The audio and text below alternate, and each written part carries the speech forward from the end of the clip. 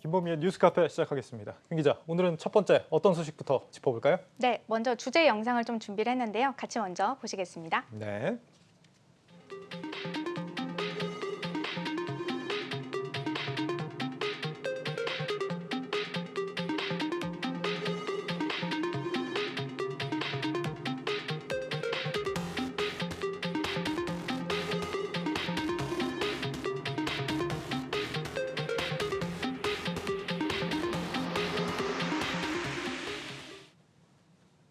네, 오늘의 첫 번째 주제는요, 바로 명품 소비입니다.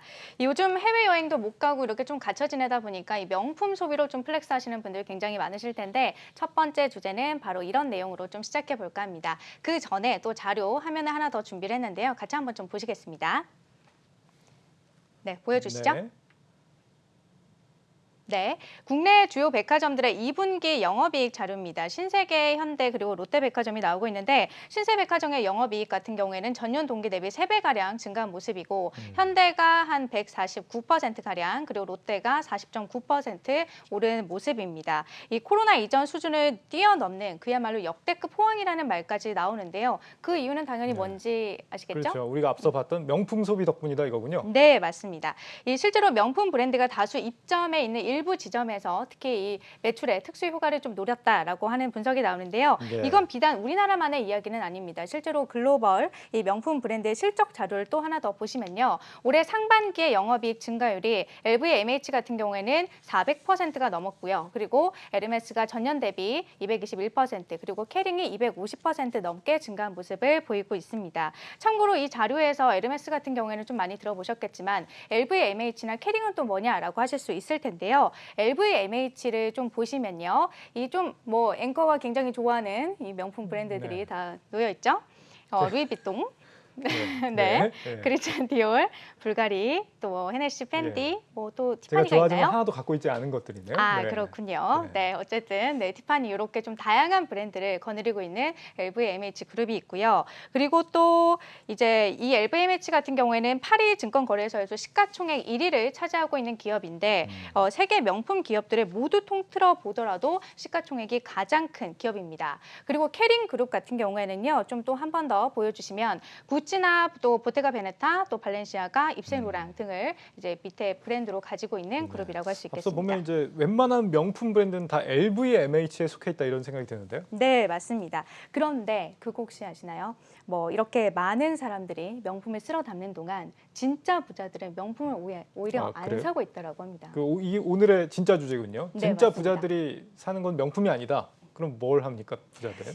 이거는요, 사실 좀 제가 좀 최근에 듣고서 굉장히 깜짝 놀랐던 부분인데요. 네. 진짜 부자들은 돈을 쓰기 전에 이 소비가 과연 이 나의 새로운 또 새로운 가치를 창출할 수 있는 소비인지를 그 전에 먼저 따져본다라고 합니다. 네. 이 단순히 이 소비로 끝나버리는 지출인지 아니면 나의 부를 또 한 번 늘려줄 수 있는 이 소비로 이어지는지를 한 번 더 생각해 본다라고 하는 건데요. 그래서 많은 사람들이 이렇게 명품을 사러 달려갈 때 찐 부자들은 진짜 명품이 아닌 이 명품 제품을 생산해내고 또 판매하는 기업들의 주식을 사모으고 있다라고 합니다. 명품 말고 명품 주를 산다. 네. 뭐 이런 얘기들이 많이 있었는데 네, 그간. 많이 들어보셨죠? 예, 근데 진짜 부자들은 이런 습관을 갖고 있다 이런 거군요. 네, 맞습니다. LVMH 같은 경우에는요, 주당 가격을 제가 좀 살펴봤는데 한 주당 가격이요, 우리나라 돈으로 한 94만 원 정도 됩니다. 그리고 캐링이 한 102만 원, 에르메스가 또 좀 비싼데 182만 원 정도 되더라고요. 그냥 명품 하나 값이네요, 거의 명품 그러- 주가. 네, 그렇죠. 그러니까 명품 하나 이제 살 거면 대신에 명품 한 줄을 산다라는 말이 나오는 거고, 네. 그래서 이들 종목 같은 경우에는 이제 프랑스 파리 증권거래소에 상장이 되어 있는데 이 만약에 이런 종목들을 내가 매수를 하고 싶다라고 한다면 사실 편하게 매도를 하려면 삼성증권의 HTS나 또 MTS를 이용하시는 게 더 좋습니다. 왜 삼성증권이에요? 일단 보통은 우리나라 사람들이 미국 주식을 더 많이 거래하다 보니까 대부분의 증권사들이 이제 좀 미국 증시 거래하는 시스템을 더 마련해 있고 유럽 누적 증시 같은 경우에는 HTS나 MTS를 통해서 거래하는 시스템이 아직 좀 잘 구축되어 있는 곳이 잘 없더라고요. 네. 다만 이제 삼성증권 같은 경우에는 역시나 말씀드렸던 것처럼 HTS나 MTS를 통해서 거래를 하실 수가 있고, 만약에 다른 증권사에서도 유럽 주식을 거래는 할 수는 있습니다만 일일이 증권사에 전화를 해서 뭐 매수 매도 계약을 또 이제 걸어야 되는 이런 불편함이 있다라는 점은 또 인지를 하시는 게 좋겠습니다. 이런 명품 주식들은 주로 이제 미국보다는 유럽에 많이 상장이 돼 있기 때문에 네, 그렇죠. 삼성증권을 통해서 하는 것이 상대적으로 좀 편하다, 네. 이런 거군요. 네. 종목 사는 거 말고 ETF나 펀드에 투자하는 그런 방법도 있겠죠? 네, 맞습니다. 국내 ETF 상품으로는요, 하나로 글로벌 럭셔리 S&P가 유일한데요. S&P 글로벌 럭셔리 지수를 추종을 합니다. 현재 주당 18,000원대에서 거래가 가능한데요. 구성 종목들을 좀 보시면요.